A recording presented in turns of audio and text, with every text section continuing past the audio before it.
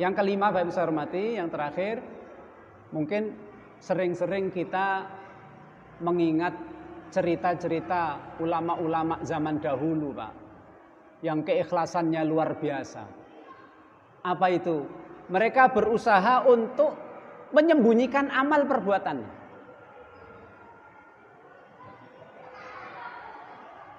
Ini sebuah asar dari sahabat Zubair bin Awam radhiyallahu taala anhu. Sahabat Zubair bin Awam mengatakan, "Man istata'a minkum ayyakuna lahu khabi'un min amalin shalihin falyaf'al." Diriwayatkan oleh Imam Ibnu Abi Syaibah dalam musannafnya. Jika kita mampu dan bisa melakukan suatu amalan yang kita sembunyikan, jangan sampai orang tahu, kok bisa kita lakukan itu, Pak.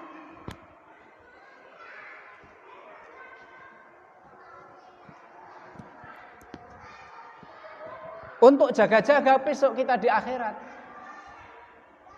Nggak ada yang tahu, hanya Dia dan Allah saja yang tahu.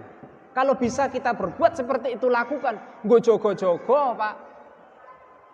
Siapa tahu amal-amal kita ini banyak coretan-coretannya, banyak riaknya, banyak ininya, itunya, campur-campur.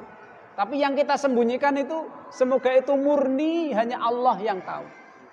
Dan itu banyak dilakukan oleh zaman salafus saleh, sahabat, tabi'in, mereka berusaha punya seperti itu, Pak.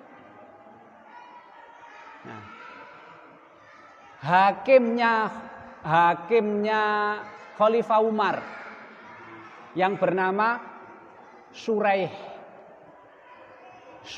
Al-Qadhi, dia hakimnya Khalifah Umar. Shuraih Al-Qadhi diminta pergi ke Kufah untuk jadi gubernur di Kufah. Shuraih Al-Qadhi ini punya satu hari, yaitu hari Jumat. Dia sembunyi di rumah, nggak ada orang yang tahu apa yang dilakukan di rumah, Pak. Dia nggak mau ada orang yang tahu, keluarganya siapa nggak mau tahu. Karena hari-hari yang lain, Sabtu, Ahad, Senin, Selasa, Rabu, Kamis, dia gunakan untuk melayani umat, memutuskan perkara-perkara perselisihan di antara umat. Kiprahnya di masyarakat terus, tapi dia ingin ada satu hari nggak ada orang yang tahu apa yang dia lakukan. Karena dia berharap semoga inilah yang nanti diandalkan oleh Shuraih Al-Qadhi untuk diharapkan pahalanya di surganya nanti.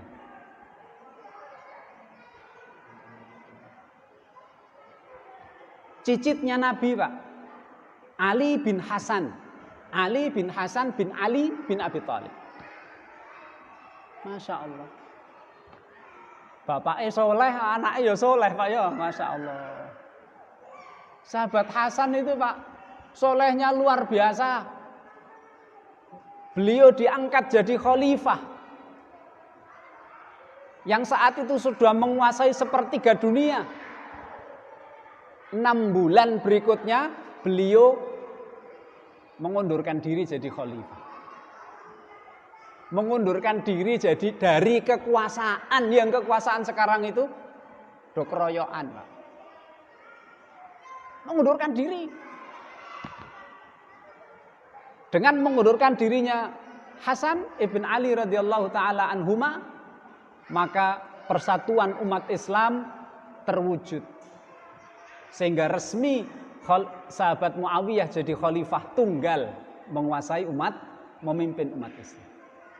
Bapaknya soleh, ya wajar aja anaknya soleh, Pak. Ali bin Hasan ini, Masya Allah, Pak. Beliau hidup di Medina.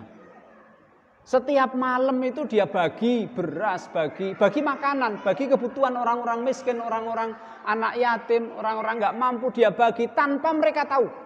Wis pokoknya esok kalau buka rumah ada stok makanan di luar. Wis pokoknya gitu. Dan dia baginya itu nunggu, Pak, wong wis do turu kabeh, nggak ada yang anu, baru dia. Dan sampai nggak ada yang tahu. Baru ketika Ali bin Hasan ini meninggal, orang baru tahu, Pak. Ternyata pundaknya itu sampai ngapal. Karena tiap malam gue gotong untuk mikul makanan dan kebutuhan orang-orang fakir miskin. Taunya dari mana? Yang mandiin Pak, dimandikan. Loh ini kok ada kapal? Akhirnya dia omong-omong, hei masyarakat, yang ngasih kalian itu adalah Ali bin Hasan, cicitnya Nabi Muhammad Sallallahu Alaihi Wasallam. Terus dibuktikan oleh masyarakat, betul Pak.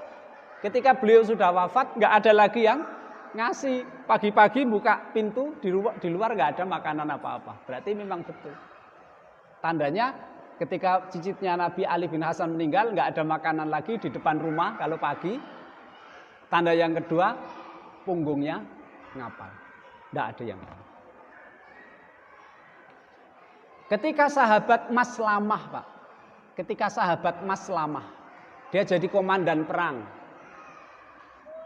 Saat itu memerangi pasukan Romawi. Ada sebuah benteng Romawi ini dikepung oleh umat Islam itu berhari-hari, berpekan-pekan, berbulan-bulan raiso. Bahkan banyak pasukan Islam yang kena panah dari atas benteng itu, banyak yang meninggal. Akhirnya ada satu pasukan Islam itu buat gua Pak, buat gua terowongan gitu di bawah benteng, diem-diem, nggak ada orang yang tahu. Kemudian dia berhasil masuk ke dalam, membunuh prajurit, buka pintu, akhirnya pasukan Islam berhasil merobos masuk ke benteng tersebut dan memenangkan pertempuran.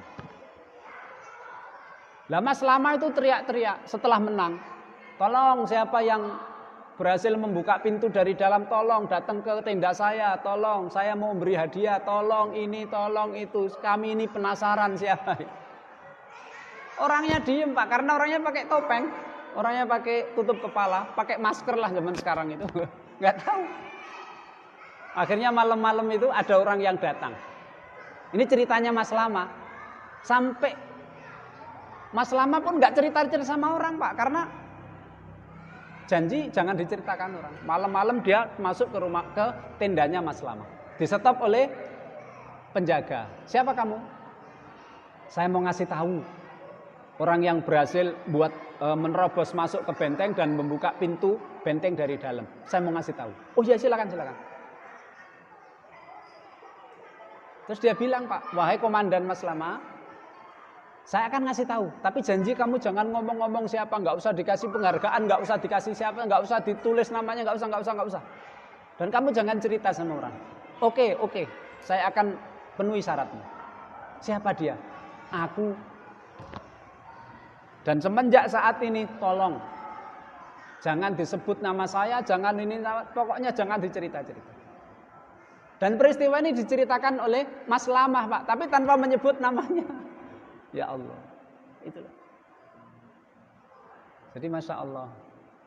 Yang terakhir, paling terakhir adalah mari Bapak yang saya hormati,